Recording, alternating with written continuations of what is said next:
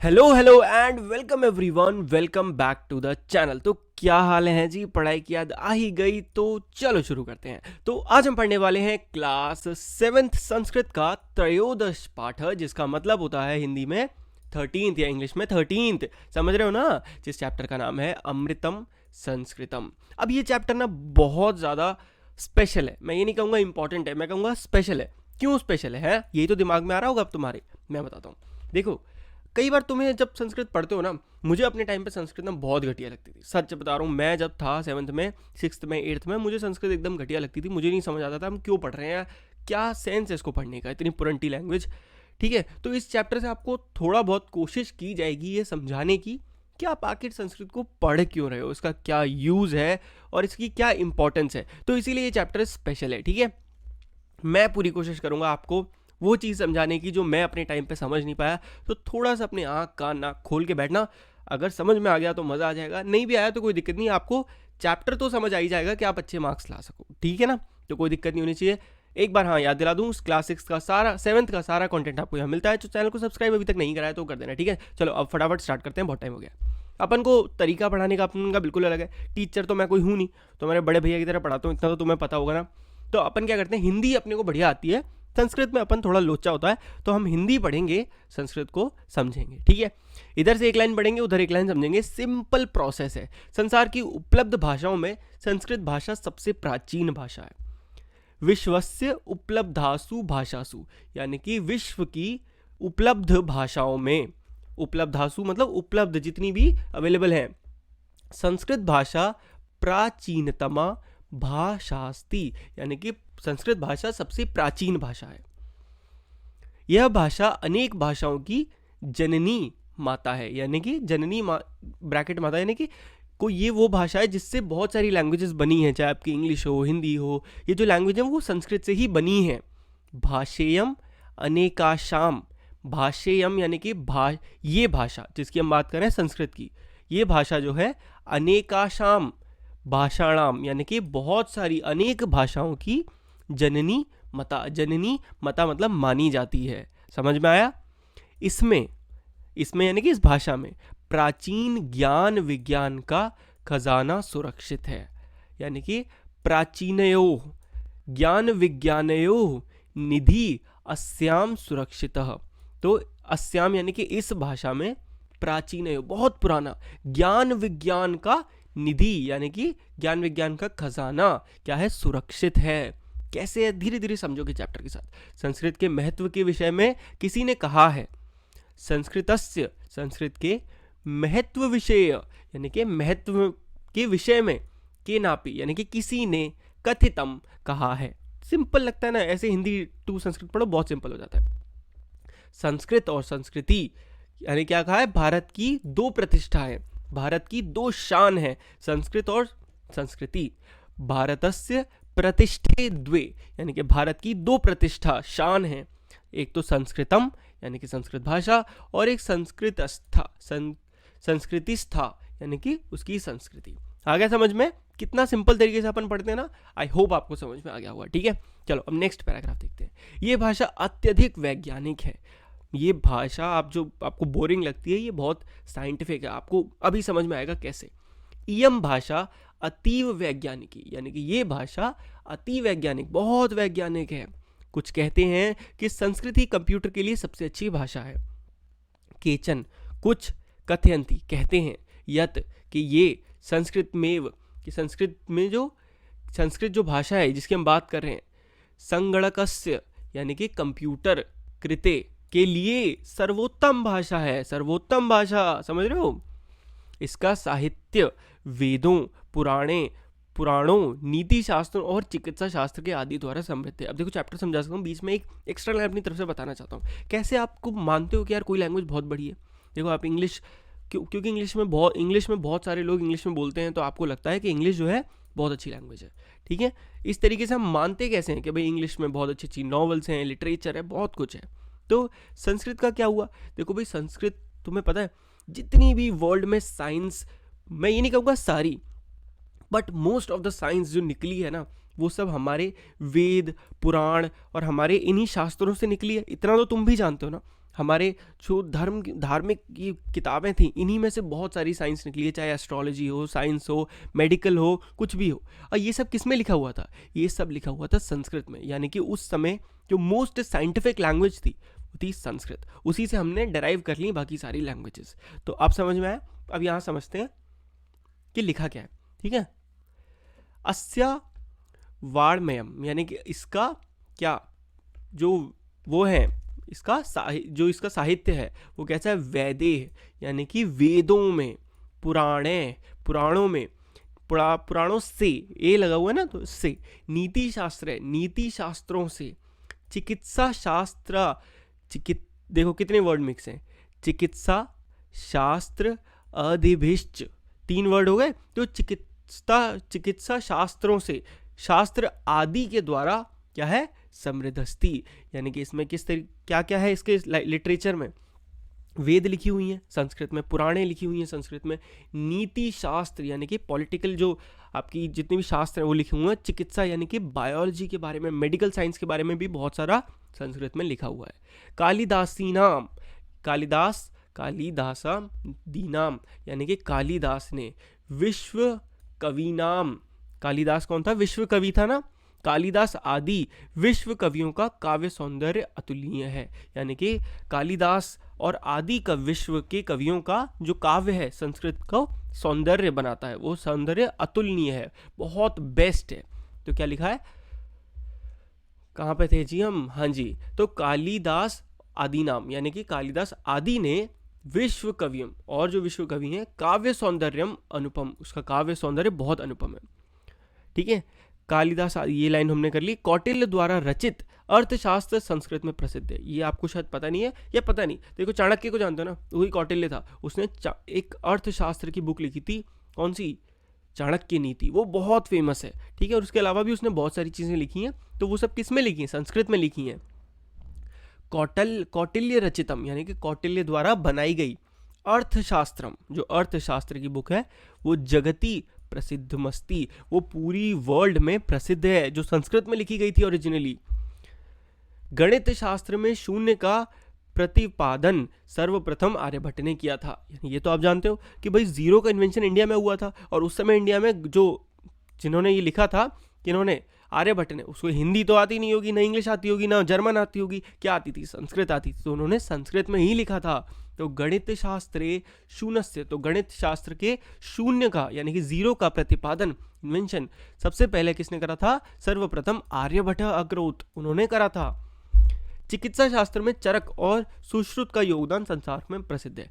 कुछ 2 लोग थे, चरक और सुश्रुत, जिन्होंने मेडिकल साइंस में बहुत सारा योगदान दिया। किसमें? चिकित्सा शास्त्र में। भाई आप देखो, मेरे को नहीं पता वो क्या था, आप चाहो तो रिसर्च कर सकते हो, बट डेफिनेटली लिखा है तो चरक और सुश्रुत नाम है। ठीक है, तो चिकित्सा शास्त्रे, इस शास्त्र में, चिकित्सा शास्त्र में चरक सुश्रुतयो, यानी कि दोनों का नाम मिला दिया, चरक और सुश्रुतयो का योगदानम, कि इनका योगदान विश्व प्रसिद्धम, विश्व में प्रसिद्ध है, पूरी दुनिया में।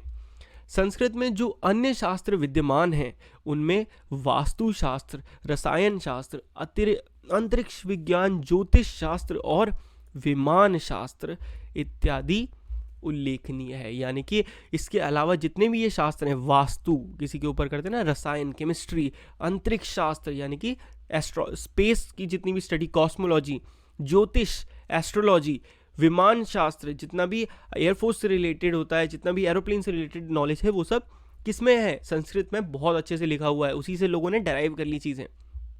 तो क्या क्या है? संस्कृते यानी अन्यानी, यानी कि संस्कृत में अन्य शास्त्राणी, और शास्त्र जो विद्यन्ते यानी कि विद्यमान हैं, तेषु, वो कौन से? वास्तु शास्त्र।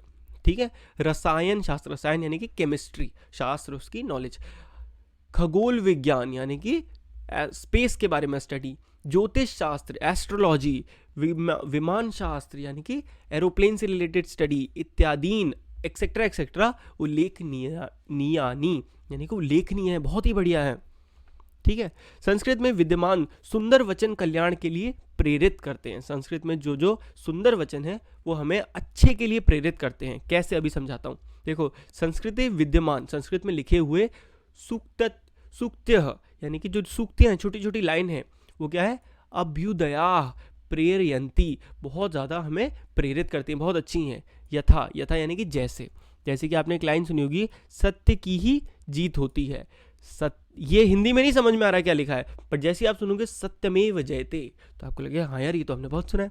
किस में लिखा गया है? संस्कृत में। संपूर्ण पृथ्वी ही परिवार है, वसुधैव कुटुंबकम, यानी कि हमारा पूरा पृथ्वी परिवार है। ये भी कहां को किसने सिखाया हमें? संस्कृत ने। इतनी पॉजिटिव चीजें।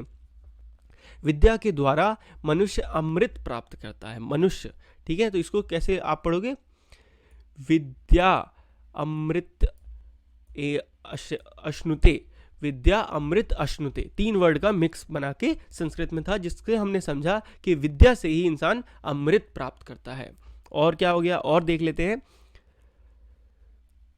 कार्यों में कुशलता ही योग है। क्या? कार्यों में, जो भी आप काम कर रहे हैं उसमें कुशलता ही योग है। तो योग के बारे में भी बताया गया है। योगः कर्मसु कौशलम इत्यादया, यानी कि योग करना कैसा है? जैसे कि आप कार की जो भी काम कर रहे हो उसमें अच्छा लगो। तो सभी प्राणियों से अपने समान व्यवहार करने के लिए संस्कृत भाषा अच्छी प्रकार से शिक्षा देती है। क्या देती है? हमें अच्छी शिक्षा देती है। तो सर्वभूतेषु आत्मवत, यानी कि सभी प्राणियों से, सभी से आत्मवत व्यवहारम, यानी कि हमारा जो व्यवहार है आपस का, कर्तुम, संस्कृत भाषा सम्यक शिक्षयति, क्या शिक्षा देती है? कि सबसे अच्छा व्यवहार कर्तुम, यानी कि करना चाहिए। कुछ लोग कहते हैं कि संस्कृत भाषा का केवल धार्मिक साहित्य विद्यमान है। अब सोच रहे होंगे यार इतनी सब धार्मिक सा होता है, वेद पुराण ये सब हमें थोड़ी पढ़ने हैं। तो केचन कथयंती, कुछ कहते हैं, यत कि संस्कृत भाषायाम, संस्कृत भाषा में केवल धार्मिकम साहित्यम वर्तते, कि इसमें केवल धार्मिक साहित्य हैं। तो उसका रिप्लाई क्या है इस चैप्टर में? तो उसका रिप्लाई ये है, यह विचार उचित नहीं है। ठीक है, तो पहले तो इसको संस्कृत में देखते हैं। ऐसा धारणाम समीचीना नास्ति, समीचीना मतलब सही, तो समीचीना सही, नास्ति यानी कि नहीं है। क्यों नहीं है? आइए जानते हैं। संस्कृत ग्रंथों में मानव जीवन के लिए अनेक विषयों का समावेश है। संस्कृत के ग्रंथों में मानव जीवन, हमारी लाइफ से रिलेटेड बहुत सारी इंपॉर्टेंट चीज़ें हैं। संस्कृत ग्रंथेषु मानव जीवनाय विविधा विषया, यानी कि संस्कृत के ग्रंथों में मानव जीवनाय यानी कि मानव जीवन में विविधा, अलग अलग प्रकार की विषय समाविष्टा संति, अलग अलग प्रकार के विषय में समाविष्टा यानी कि लिखा हुआ है। महापुरुषों की बुद्धि, उत्तम लोगों का धैर्य और सामान्य लोगों की जीवन शैली वर्णित है। महान लोगों की बुद्धि, उन्होंने क्या ज्ञान दिया है। उत्तम लोगों का धैर्य, यानी कि जो बहुत अच्छे लोग हैं उनका पेशेंस, कहने का मतलब यही है कि उनकी स्टोरीज, उनके बारे में, और सामान्य लोगों की जीवन शैली, कि आम लोगों की लाइफ कैसी होनी चाहिए, इस सब के बारे में उसमें क्या है? वर्णित है, यानी कि लिखा है। तो महापुरुषाणाम मति, यानी कि उनकी क्या? महापुरुषों की बुद्धि, उनकी जो बुद्धि है। उत्तम जनानाम, यानी कि उत्तम लोगों की धृति, उनका धैर्य, और सामान्य जनानाम जीवन पद्धति, सामान्य लोगों की लाइफ के बारे में च वर्णिता संति, उसमें वर्णित है। इसीलिए हमें संस्कृत अवश्य ही पढ़नी चाहिए। इसीलिए हमें क्या? अतः इसीलिए अस्माभि, हमें संस्कृतम अवश्यमेव पठनीयम, अवश्य ही पढ़नी चाहिए। समझ रहे हो? उसके द्वारा मनुष्य और समाज का सुधार होगा। क्यों? उसके द्वारा मनुष्य और समाज का सुधार होगा। क्या होगा? तेन मनुष्यस्य समाजस्य च परिष्कार भवेत, उससे क्या होगा? पूरे समाज का, मनुष्य समाज का परिष्कार यानी कि सुधार होगा। और कहा गया है यानी कि उक्तश्च यानी कि कहा गया। क्या कहा गया? अमृतम संस्कृतम मित्र, सरसम सरलम वचः। अमृतम सरलम संस्कृतम मित्र, यानी कि संस्कृत जो है वो कैसा है? अमृत के समान मित्र है। हे मित्र, संस्कृत अमृत है। मतलब हे मित्र, कोई कहता है ऐसे कि लाइन है कि हे मित्र, संस्कृत जो भाषा है वो कैसी है? अमृत समान है, अमृत जैसी है। सरसम सरलम वचः, और कैसी है? सरस, बहुत बढ़िया, और सरल, बहुत इजी वाणी है, मतलब बहुत आसान है इनको बोलना। वच मतलब वाणी, बोलना। भाषासु महनीयम यद, ये जो है पूरी सारी भाषाओं में क्या है? महान है, महनीय, महान है। और ज्ञान विज्ञान पोषकम क्या करती है, ज्ञान विज्ञान को पोषक देती है, मतलब सारा ज्ञान विज्ञान इसी में विद्यमान है, इसी से निकला है, समझ रहे हो ना, इसमें समर्थक है ज्ञान के रिलेटेड। समझ में आया? तो इसी के साथ मैंने ये चैप्टर बहुत डिटेल में बहुत आराम से कवर करा। वैसे मैं चैप्टर कभी कभी फास्ट भी पढ़ाता हूँ, बट ये मैंने बहुत आराम से कवर करा, कॉज मैं चाहता था आप इस चैप्टर को अच्छे से समझे। अगर आप अच्छे से समझ पाए हो, ठीक है, तो यार आपको एक लाइक करना तो बनता है, ठीक है, और चैनल को सब्सक्राइब कर लो ऐसी और बहुत सारी वीडियोस देखने के लिए। क्या समझ में आया स्पेसिफिकली कमेंट ज़रूर करना। और देखो, एक लास्ट चीज़ ज़रूर मैं तुमसे कहना चाहूँगा कि हम हर चीज़ ना लाइफ में सिर्फ मार्क्स के लिए नहीं पढ़ी जाती। कुछ चीज़ें अब आप थोड़े बड़े हो गए, ये चीज़ समझनी है। देखो, आपकी जो कंट्री है उसने दुनिया को बहुत सारी चीज़ें दी हैं, स्पेशली संस्कृत के फॉर्म में, ठीक है। धीरे धीरे हम जैसे जैसे आगे बढ़ रहे हैं मॉडर्न टाइम्स की तरफ, हम ये सब चीज़ों को भूलते जा रहे हैं। तो क्या आप भी वैसी एक यूथ बनना चाहते हो जो अपनी पुरानी चीज़ें भूल रहा है? नहीं ना। तो इसीलिए हम संस्कृत को पढ़ते हैं और इसकी इंपॉर्टेंस को समझो, ठीक है। तो इसी के साथ आज की वीडियो को ख़त्म करते हैं, मिलते हैं आपसे अगली वीडियो में। तब तक के लिए goodbye, take care and पढ़ते रहिए।